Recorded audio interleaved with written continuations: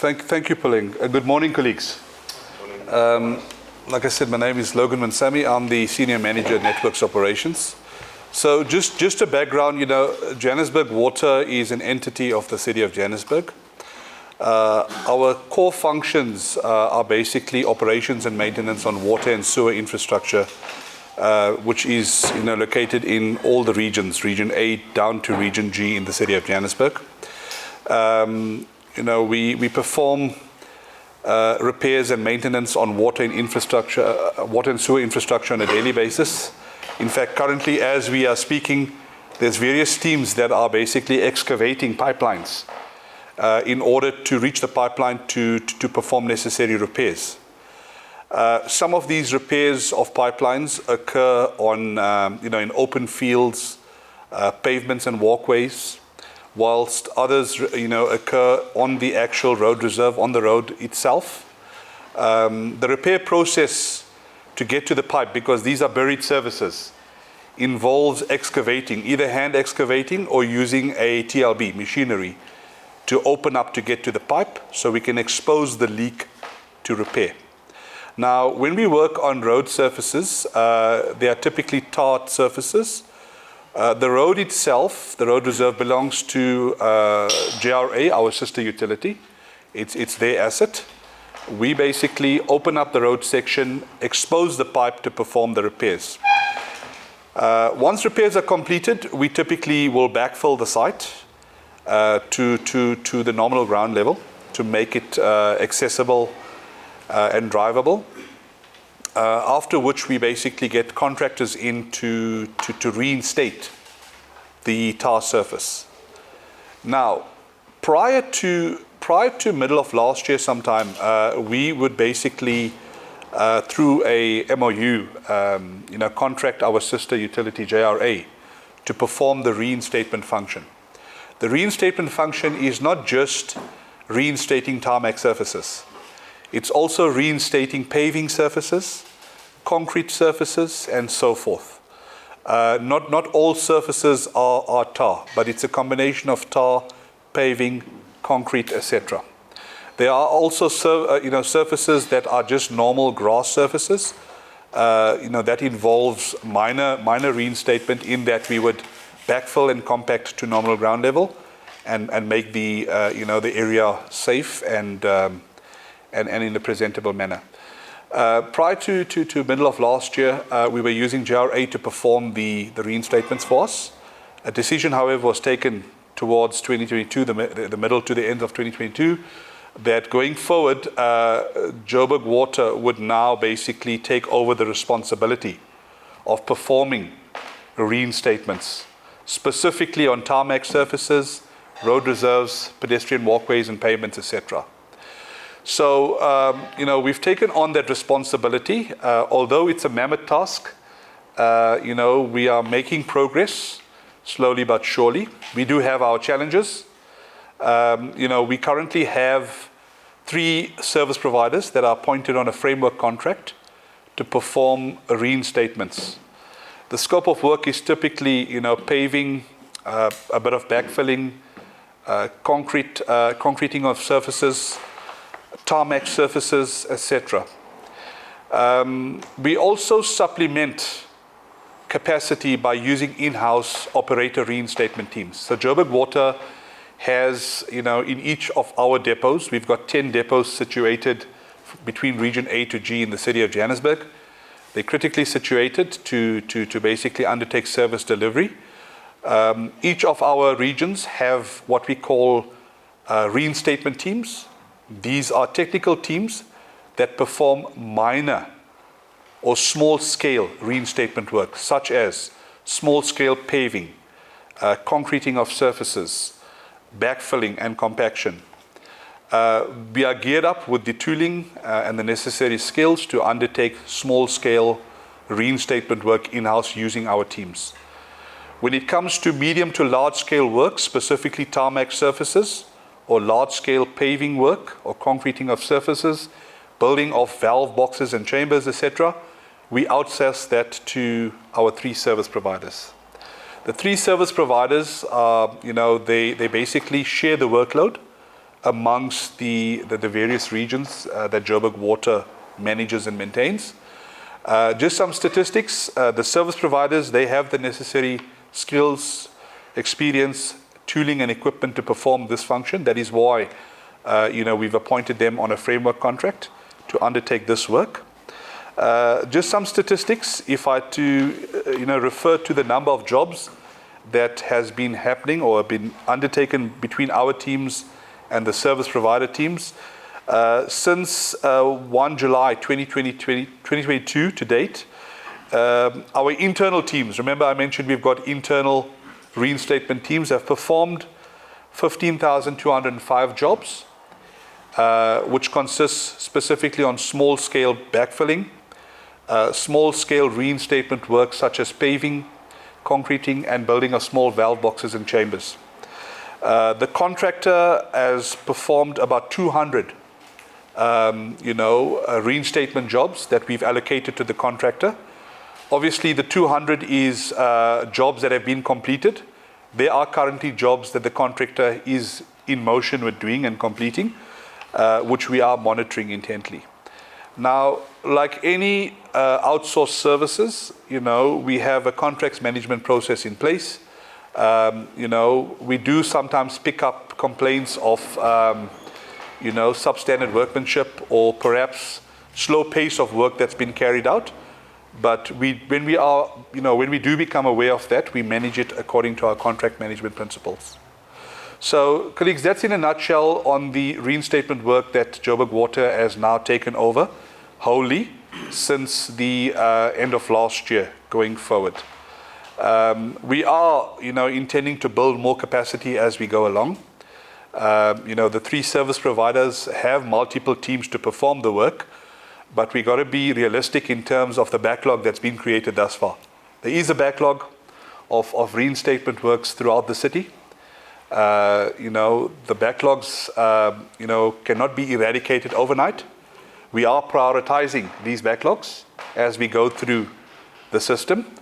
Health and safety, traffic flow and management, anything that basically hinders the smooth operation of traffic or pedestrian or is a health and safety issue, we tend to prioritize,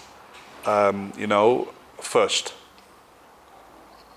So that's in a nutshell in terms of what we are doing as Johannesburg Water to ensure that we provide optimal services, to ensure that, where we perform excavation work, that we backfill, we compact, and we reinstate where required. Another thing I want to mention is we must understand that the infrastructure in lots of the suburbs is old infrastructure. Hence, the frequency of repairs tends to be more often nowadays than it was previously. We do have capital upgrades that occur every financial year, but given the backlog, we prioritize in terms of per financial year what needs to be done. Thank you.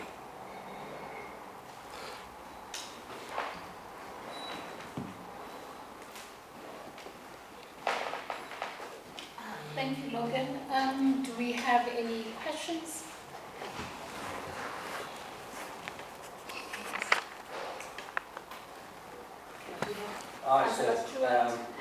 Councillor. I'll stand, respect.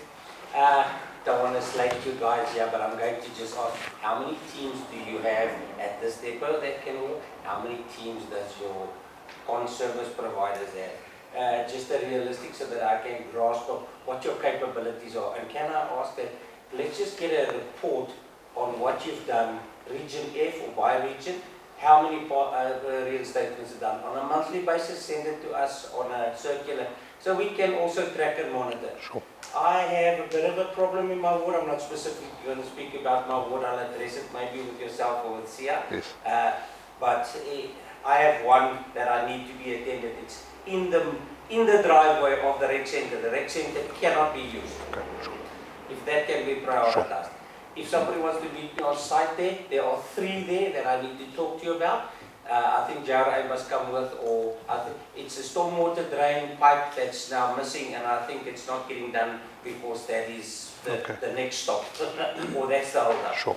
In general, I also need just how do we report, because I've got a little thing for Joburg Water, people saying they're not getting through. I see on the groups somebody logging a call. Where do they log it? If we can give that so that I can get it to my people, because I preach log ILS. Yes, yes. So if I can get that in the system and monitor and track that too, then I can also be more efficient.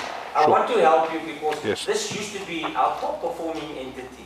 I'm not saying you're the worst now, but you used to be, but you're not what you used to be. Yeah. And reinstatements, I'm glad that it's being addressed because it is and I understand there's a backlog. You know what, any guy will understand if you say, prioritize these, I've got that are 8 months old. So they could be worse. And I do see what goes on in Best Valley. I'm fully aware, so I can understand that the focus is there. I just don't want us to forget about us totally. That's my in a nutshell. Thank you, Councillor. Thank you. My name is Michael Cornelius. I'm a ward committee member for Ward 55, where we are right now. So I'm basically going to speak specifically to my ward as to the challenges that we have regarding the reinstatements. Yes. I think you've got a representative that will maybe take down Yes, the he will. issues that we have. So in and around my area, which is Bella Vista, right, there's one issue that has been there for many years. It's a stormwater drainage culvert. So what happens is because of, and that's, I'll touch on that, I've actually got 3 questions on the KI issue, but I'll get to that. So what happens is, we just passed the rainy season now, and I think maybe this will be the ideal time for you guys to maybe focus on that area. The water floods that culvert, that stormwater culvert. It actually lifts up the concrete support that you guys have there. So what happened was a few of them were actually pushed on the side of the road. It's corner Jackson and Rosina Road. I saw a few of the contractors out during the course of this week. I'm not too sure if you guys have earmarked that to be fixed.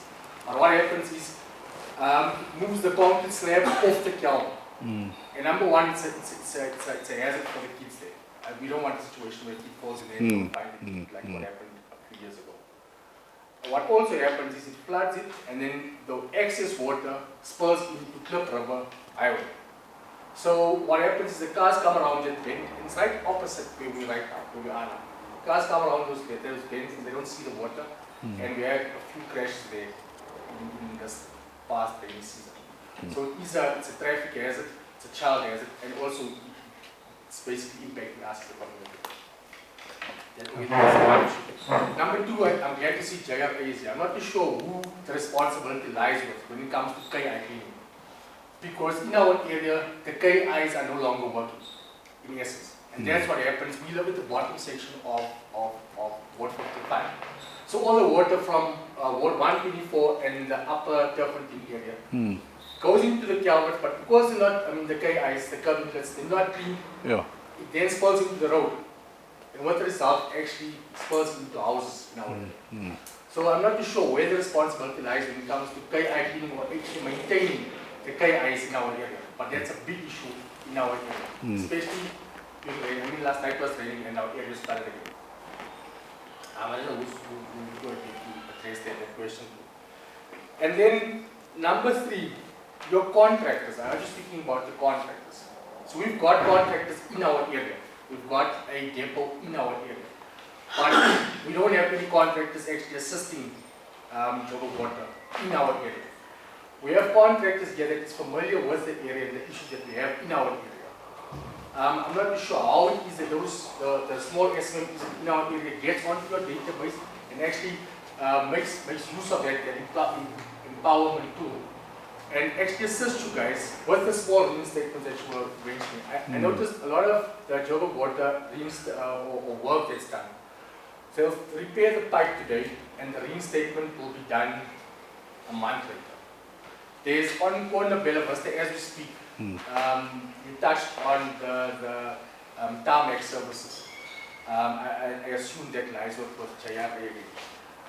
But it's still not repaired. The water pipe where the leakage in the middle of the road. Joburg Water was speedy to come out and actually fix the pipe. But on the reinstatement it's a problem because now it's on a bend once again and causes a traffic hazard. And then one last issue. In Ward 55 Turf Club, they haven't had water for the last 4 days. I know this is a reinstatement matter, but when I see Joburg water, I see water. This area hasn't had water for the last 4 days in one area and for the last 10 days in the upper section of Durban. I'm not too sure what the issue is there, but there's a lot of pensioners living in the area and I haven't seen the water truck out as yet. Okay. Can I perhaps ask what is your turnaround time for areas that don't have water, for water truck to be sent out for the meantime, just for them to have some source of water? Up until you guys do get around to actually fix the problem. I'm not too sure if this is the right platform to ask that question, but I was mandated by the government to actually address that issue in this meeting today. I thank you. Thank you. Okay. And I just have a second bite which leads on to his. Where I stand, it is the Forest Hill area. That water runs down the street into a big channel which then feeds down to them. Now, the tendency of people are starting to throw things into that channel. Yeah. Our complex specifically, and it's between Stamford Street and Holt Street, they've thrown trees and branches and even a dead dog in there, and it clogged up the system. So what happens, it boils over from out of the channel into our complex and into the first unit that's there. So everybody shies away from doing the work there. So whose responsibility? I know it's branches, I know it's a dead dog, I know. Who do I go to say, guys, this is an issue? I also need to know who that's. Okay, sure. I can presume it's JRO still water, but then, I don't know.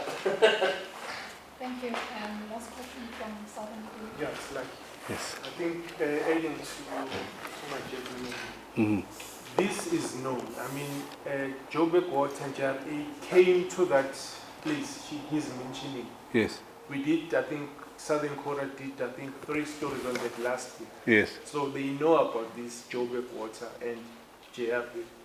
They came, they look at it, came with the excavator, and put all the rubble out, but they left it last year. This is last year. So I think the monitoring part is most important to say, once the problem has been maybe reported, from there, what's happening? Because, I mean, people will come and just have a look and then nothing is happening. Sure. It seems like they're not doing what they're supposed to do because they know about it, not that because I was there with them. I took pictures with them. We did a story, but nothing happened. And I mean, it's a big thing. It's not something like this. It's maybe big as this. It's big. And if someone, maybe child fall there, it would be a problem. Sure. And it's something that can be maybe fixed if maybe there is a resource or what's Sure. happening. And we're referring to a stormwater channel, eh? Yeah, the one Okay. that he's talking about Okay. in what Okay. No, that's fine. I got that. Thank you. Thank you. I will Sure. now allow our technical guy to respond to the questions. Sure, sure. Okay, so colleagues, I think I just want to draw the differentiation, in terms, although we're one city, this is our sister utility, we work hand in hand, right? And we don't shy away. If something falls under their department, we report it, and likewise with them as well. The actual stormwater systems, Michael, you mentioned stormwater. So the actual stormwater system, so your curb inlets, which is KIs, your stormwater channels, etc., falls under JRA, right? So does the roads, and certain pavements and walkways and so forth.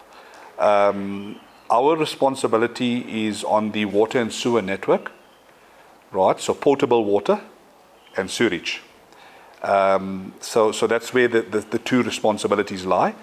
Where we basically overlap is basically what I explained previously, is when we break open a road surface, a tarmac surface, to expose a pipe. We basically, working on their asset as well. So we'll fix the pipe, and it's our responsibility to backfill and using our contractor to lay tar on where we repaired. All right? When it comes to the maintenance of roads where it was not damaged because of a pipeline failure or a repair that we normally do day to day, where it comes to normal tarring of a road surface, maintenance of the stormwater system, etc., cleaning of the curb inlets, that falls under JRA. So I just wanted to orientate, people in terms of the responsibility. But like I said, there's an overlap, and we work in partnership with our sister utility in lots of cases. You mentioned, I think Councillor Stewart, you mentioned where we basically done a repair, and in that process the stormwater got damaged. Right now obviously, we're relying on JRA to repair the stormwater so that we can rehabilitate. Right, so there we work hand in hand. There's times where, we actually take over that responsibility in specialized cases, especially if we have a CAPEX contractor working that's damaged the surfaces. But is that automatically given to them? Is there a work order created? Because if that repair is 8 months old, yes, and JRA haven't got it, I'm not sure if there is communication with them. Yeah, there is communication with the JRA depot, although it's not like how customers would go to the call center and report it. We have our counterparts at the JRA depot, and we are talking, But we'll just have to look at that one in isolation now that you mentioned it. But let me start, Councillor Stewart. Thank you for that input. I think in terms of the capacity of the contractors, there's 3 contractors.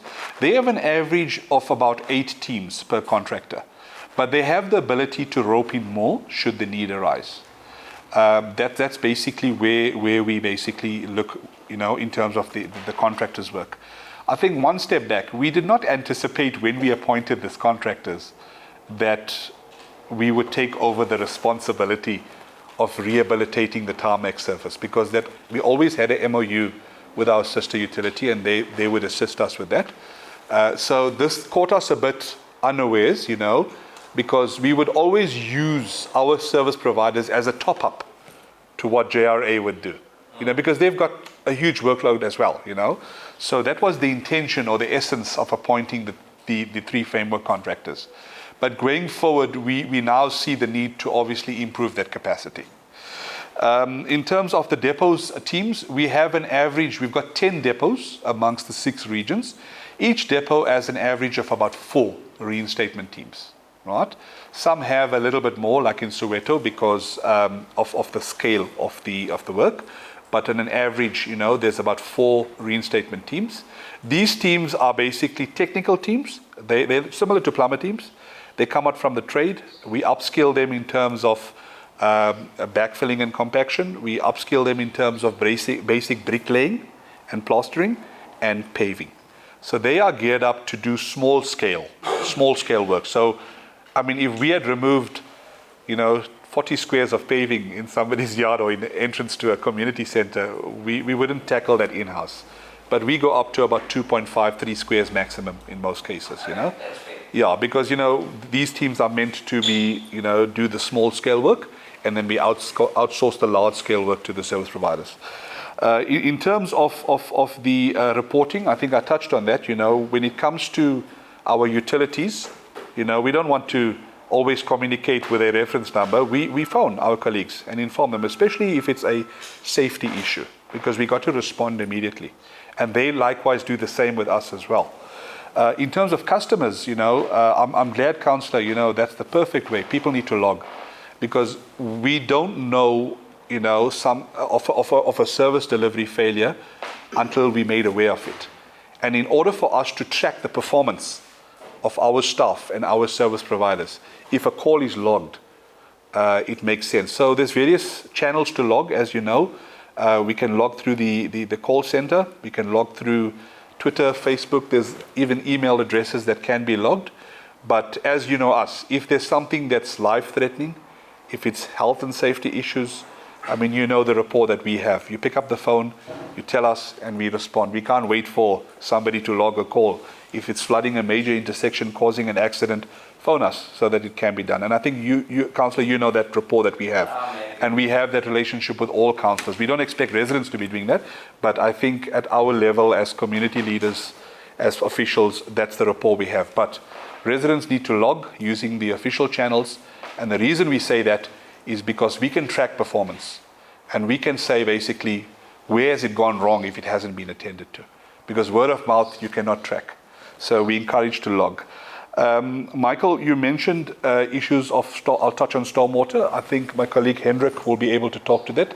Hendrik is from our sister utility JRA, and like I said, they're responsible for the maintenance of curb inlets, stormwater systems and channels, and potholes and road surfaces that are not as a result of us opening up the surface to repair. In terms of the issues in Turf Club and Turffontein, I think I've got the regional manager here, Mr. Siyabonga Mapamela. We'll look into that, but what I can tell you, we've had intermittent interruptions of supply from Randwater. In fact, currently we're also sitting with a problem. They have their own challenges when it comes to power failures and So, but we will see now, in terms of the position of the water tanking, because we use service providers to roll out water trucks in the area. I think we will look into that intently, if you don't mind, so that we can get water trucking to that. When there's an outage, we prioritize. Remember, we have limited resources as well. When a water tower or a reservoir goes empty, it's not few streets, it's a massive area that it feeds.